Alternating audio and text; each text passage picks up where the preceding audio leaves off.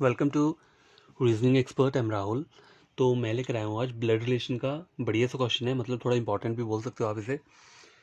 तो देखो question check करते हैं। बोल रहा है 8 पर्सन्स, टोटल कितने हैं? 8 हैं। ये जितने भी लिखा है अल्फ़ाबेट लिखे हैं टोटल 8 हैं, ठीक है।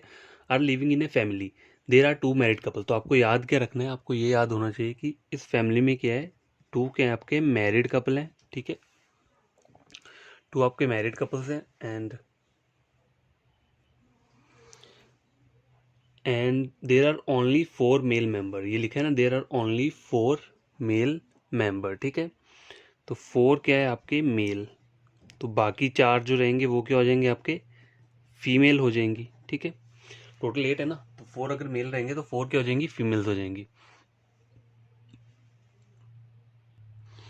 अब स्टेटमेंट चेक करते हैं क्या बोल रहा है। Q is grand father of R, ठीक है। इसे भी स्किप कर देते हैं क्योंकि 3 जनरेशन मुझे बनानी पड़ेंगी। तो अभी से स्किप करते हैं। कोई इजी वाली है जो मतलब जिससे मैं पूरा का पूरा थोड़ा इजीली वे में ड्रॉ हो जाए। तो S is son of R, तो यहाँ मैं कर देता हूँ एस क्या है आपका, सन है किसका, आर का, ठीक है। हो गया ये आपका। S is son of R and brother of P. S क्या है, सन ऑफ आर और ब्रदर ऑफ पी। तो मेरा ये बन गया। अभी तो इन दोनों का मुझे जेंडर क्लियर नहीं है, ठीक है। एस का जेंडर क्लियर हो गया। S is son of R and brother of P. अब देखो हु किसके लिए यूज है यहाँ पे, सेकंड पर्सन के लिए यूज है, मतलब पी के लिए यूज है यहाँ पे। पी हैज़ 2 चिल्ड्रन, तो मतलब पी के 2 के हैं चिल्ड्रन है, मुझे नहीं पता कौन है लेकिन 2 हैं। F is father in law of G, इसे भी स्किप कर देते हैं।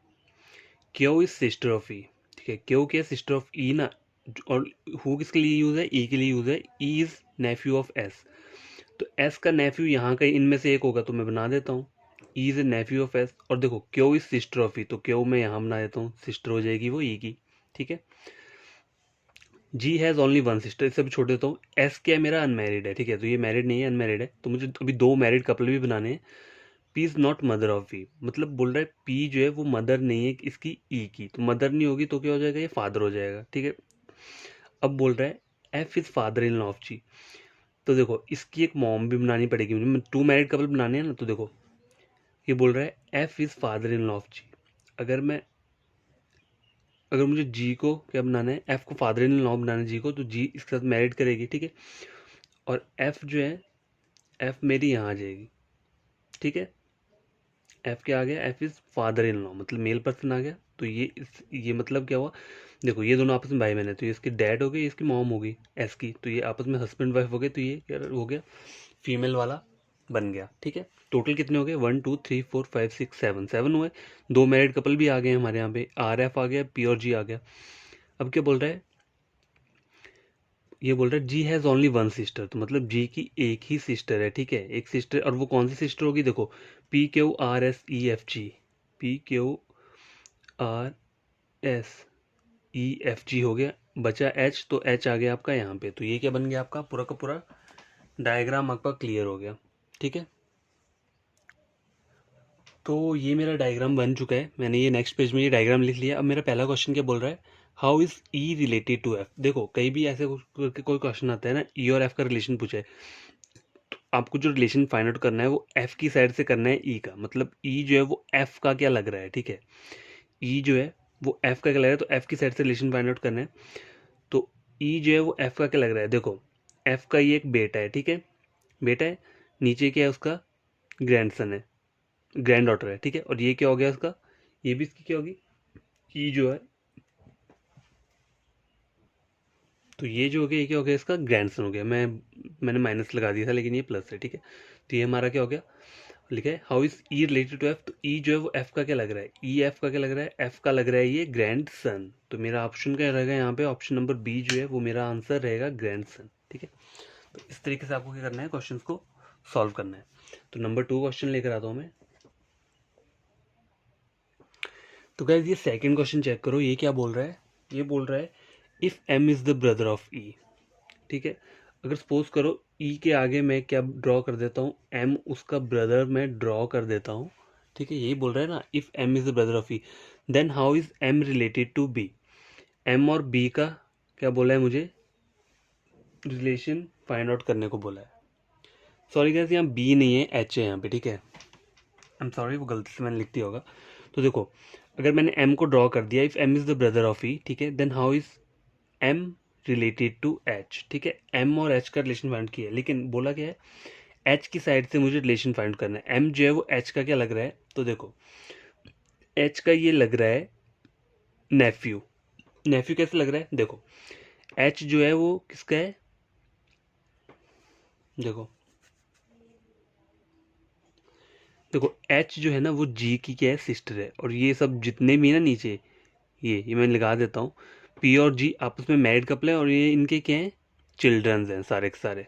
तो ये जी एच जो है वो, एम जो है वो एच का क्या लग रहा है, नेफ्यू लगेगा, ठीक है। तो इसका आपका आंसर क्या होना चाहिए,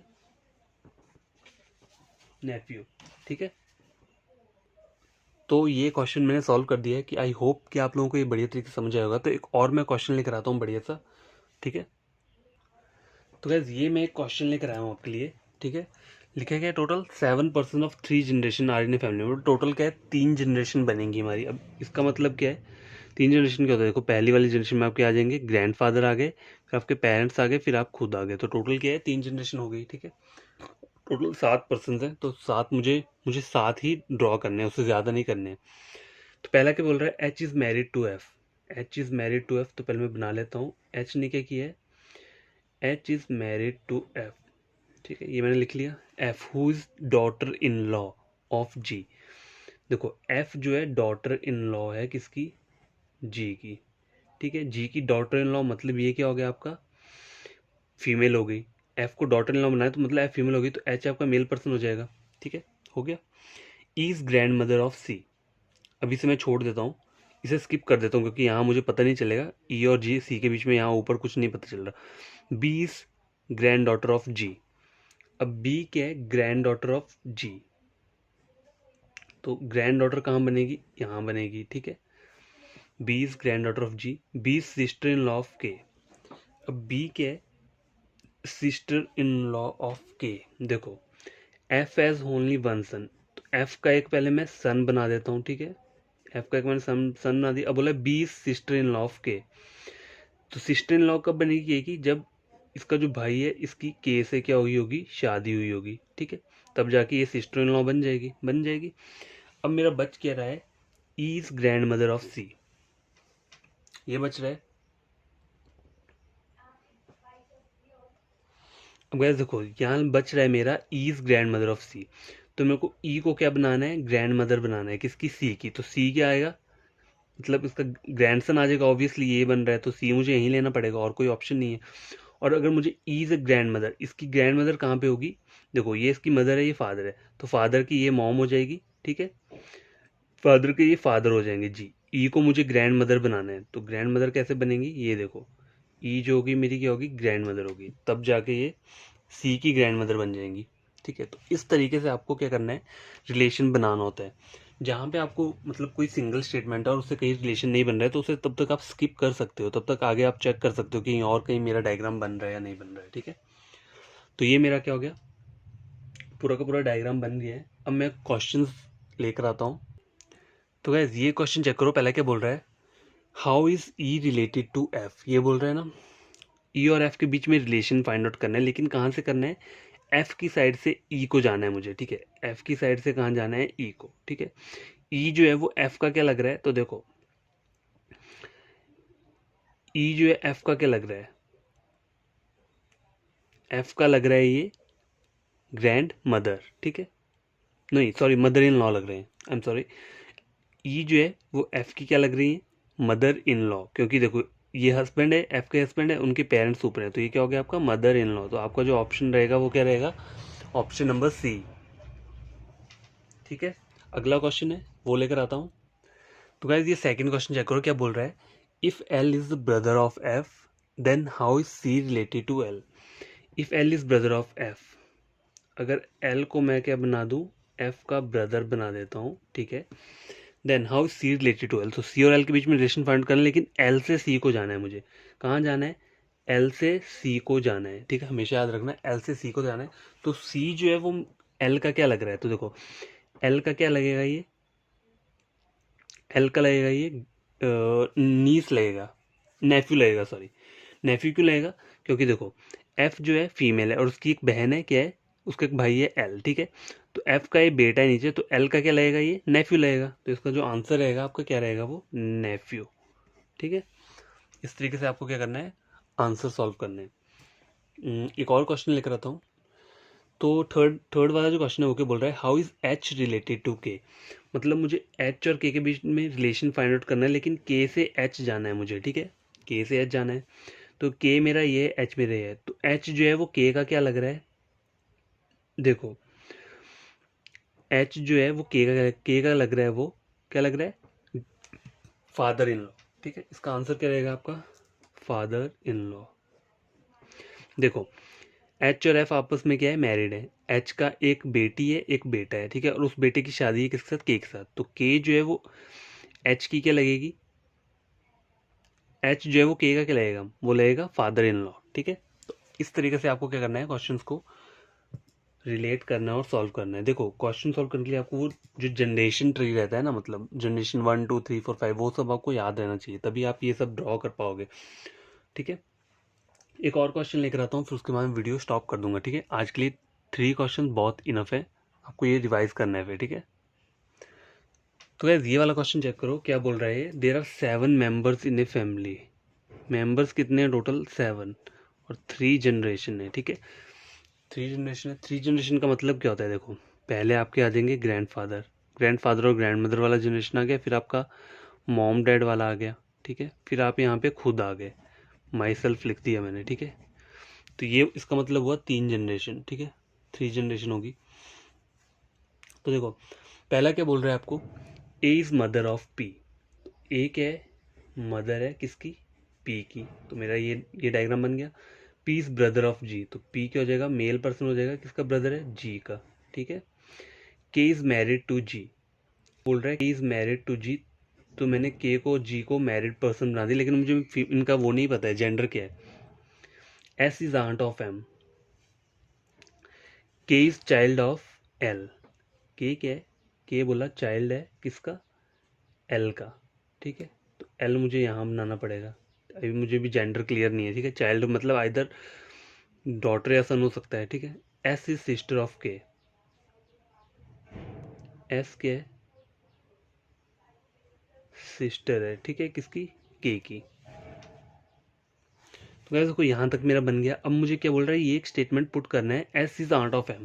तो एस को आंट आंट बनाना है, तो मुझे एम क्या करना पड़ेगा, यहाँ बनाना पड़ेगा। मतलब इनका कोई चाइल्ड होगा, मतलब कोई बेटा या बेटी होगी, तभी जाके आंट बनेगी एस, ठीक है। तो ये मेरा डायग्राम बन गया। देखो मेरे को जेंडर किस चीज़ का क्लियर है, सिर्फ मुझे ए पी और एस का जेंडर पता है, और बाकी इनमें से मुझे किसी का जेंडर नहीं पता है, ठीक है। तो आपको खुद अपने नाम ऐसे नहीं लिख लेना है कि खुद ही उसका जेंडर बना दिया, ठीक है। या फिर आप ऐसा करो कि ये दोनों हस्बैंड वाइफ है तो किसी को भी प्लस माइनस कर दिया, ऐसा नहीं करना है। ब्लड रिलेशन में यही रहता है कि कहीं भी अगर जेंडर क्लियर ना हो तो कुछ मत लिखो, उसको एज इट इज छोड़ दो। अब मैं क्वेश्चन लेता हूँ, नंबर 1 क्या है।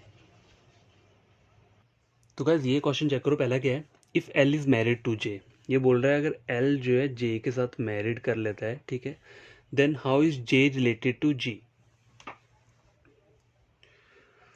तो बोल रहा है जे रिलेटेड टू जी, तो करना क्या है, मुझे जी की तरफ से कहाँ जाना है, जे की साइड को, ठीक है। तो जे जो है वो जी का क्या लगेगा, तो मैं कैसे फाइंड आउट कर सकता हूँ, मतलब इन दोनों का, आप देखो एक तो वो नहीं है रिलेशन, मतलब सिंबल्स नहीं है, मेल फीमेल मुझे नहीं पता।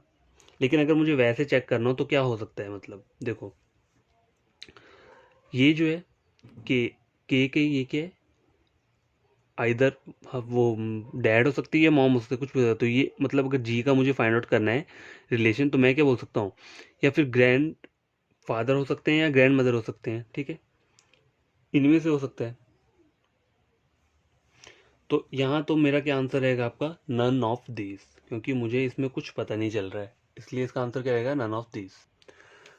अब गाइस ये वाला क्वेश्चन चेक करो, ये क्या बोल रहा है, ये बोल रहा है if A is married to R. अगर सपोज करो मैं ए को क्या करता हूँ, मैरिड कर देता हूँ किसके साथ, आर के साथ, तो आर मेरा ऑटोमेटिकली क्या बन जाएगा, मेल पर्सन बन जाएगा, क्योंकि ए मेरा फीमेल मुझे गिवन है डायग्राम से। और यहाँ बोल रहा है if A is married to R, then how is R related to M. R जो है और एम का रिलेशन करना है, लेकिन एम की तरफ से आर को जाना है, मुझे एम की साइड से कहाँ जाना है, आर को।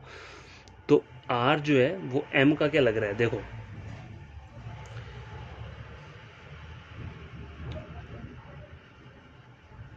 देखो ये जो है ना आर, ये इसके क्या है, पेरेंट है, ठीक है, क्या बोल सकते हैं, फादर है, जी के फादर है ना आर, तो इसको क्या बोलते हैं, इसका आंसर क्या हो सकता है, ग्रैंडफादर बोल सकते हैं हम इसे, ठीक है। आर जो है वो एम का क्या लग रहा है, तो एम के क्या लग रहे हैं वो, ऑब्वियसली पता है ग्रैंडफादर लग रहे हैं, ठीक है। तो इसका आंसर आपका क्या हो जाएगा, ग्रैंडफादर।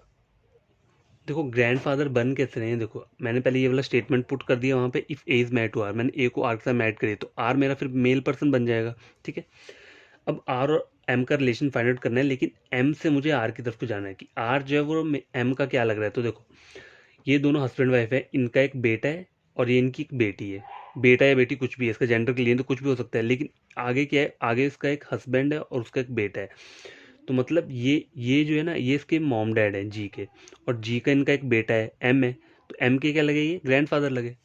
अगर ऐसा, अगर उल्टा रिलेशन पूछ लिया जाए ना यहाँ पे, मतलब यहाँ बोला है how is R related to M, अगर ऐसा पूछा होता how is M related to R, मतलब एम जो है वो आर का क्या लग रहा है, तो हम कुछ नहीं बता पाते, हम क्या बोलते हैं इसका कैंट बी डिटरमाइंड, क्योंकि एम का हमें जेंडर क्लियर नहीं है, लेकिन आर का यहाँ जेंडर क्लियर है, इसलिए हमारा ये आंसर क्या बना है, ग्रैंडफादर। तो इस तरीके से आपको क्या करना है, क्वेश्चंस को सॉल्व करना है, ठीक है। एक और क्वेश्चन लेकर आता हूँ। तो ये क्वेश्चन एक और है, क्या है, how is S related to G. देखो एस जो है वो जी का क्या लग रहा है, देखो एस और जी का रिलेशन फाइंड आउट करना है, लेकिन जी की साइड से एस जाना है मुझे, ठीक है। तो एस जो है मेरा, एस वो जी का क्या लग रहा है, तो जी का ये लग रहा है सिस्टर इन लॉ, क्योंकि देखो जी का मुझे जेंडर नहीं पता, नो प्रॉब्लम, कोई वो नहीं है, लेकिन मुझे पता है अगर सपोज करो अगर ये के फीमेल होता तब भी ये सिस्टर इन लॉ बनती, अगर के मेल पर्सन हो तब भी ये सिस्टर इन लॉ ही बनेगी, जी की तो सिस्टर इन लॉ ही बनेगी ना किसी भी मैटर में, चाहे ये मेल हो चाहे फीमेल हो। तो इसका आंसर क्या होगा आपका, option number B, sister in law, ठीक है। तो ऐसे हमें इन क्वेश्चंस को सॉल्व करना है, और मुझे तो आपको बस यही बताना है कि इस टाइप के क्वेश्चन सॉल्व करने के लिए जो छोटे छोटे की पॉइंट्स होते हैं वो आपको क्या करना है, याद रखने हैं, तब जाके आप ये क्वेश्चन ईजिली कर सकते हो।